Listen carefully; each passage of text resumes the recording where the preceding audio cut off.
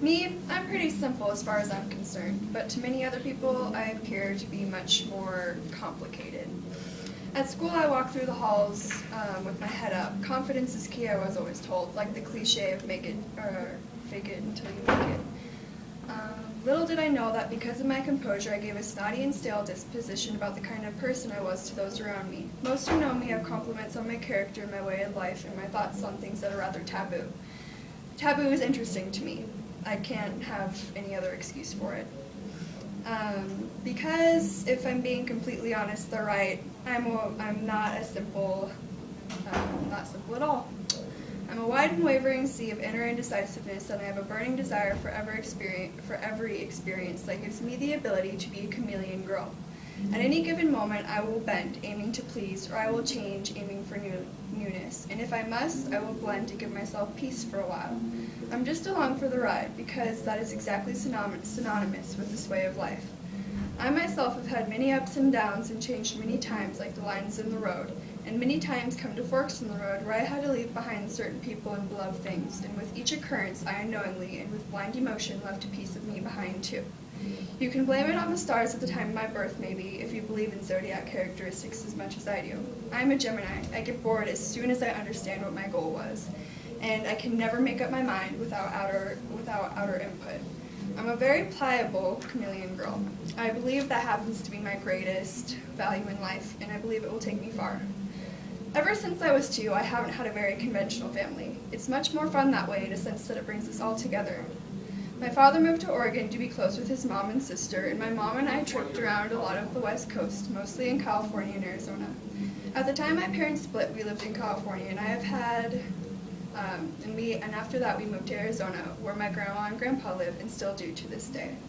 My mom and I made home there, and it was nice. Payson, Arizona was a sweet, peaceful town for a little kid to scrape her knees. The sense of community was amazing. Everyone helped everyone, and everyone knew everyone, but everything is temporary. At age 5, I entered the arts and crafts mecca of kindergarten, and it began. The endless moving of schools. It wasn't because of anything negative ever. Nonetheless, it was hard for an emotionally undeveloped girl to say goodbye to her friends. I just didn't understand why. And so many times. And so I began at a young age to shield myself from these misfortunes and take each leaving with a grain of salt and a positive attitude. And then the big move came, and an emotionally traumatizing one followed 5 years later. At age 8, my mom had graduated X-ray school, and we moved to Colorado. There was nothing familiar about it to me. What's this thing called snow? Why are all the schools indoor? I didn't have a single friend, but of course all things changed, and I was able to bend back into a life that was filled with friends and fun.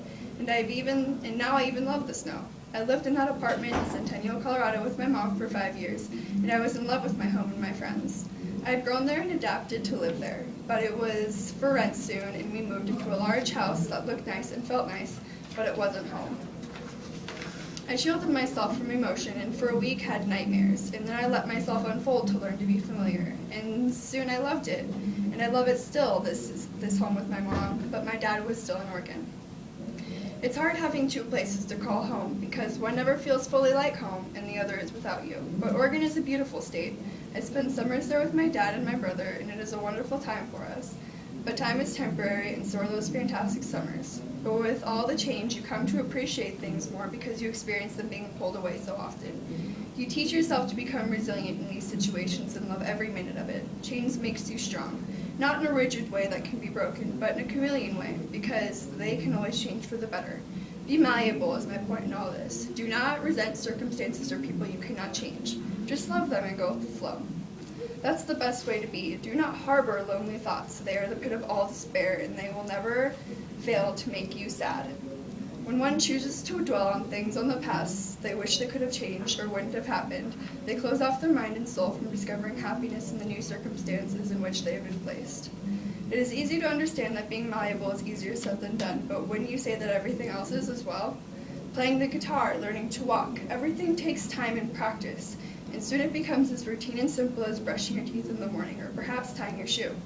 There are times when I, a person who's well-versed in being malleable, have had difficulties adjusting to things that are unfamiliar. But what is it to you? A separation? Walking to class without an escort for the first time all year?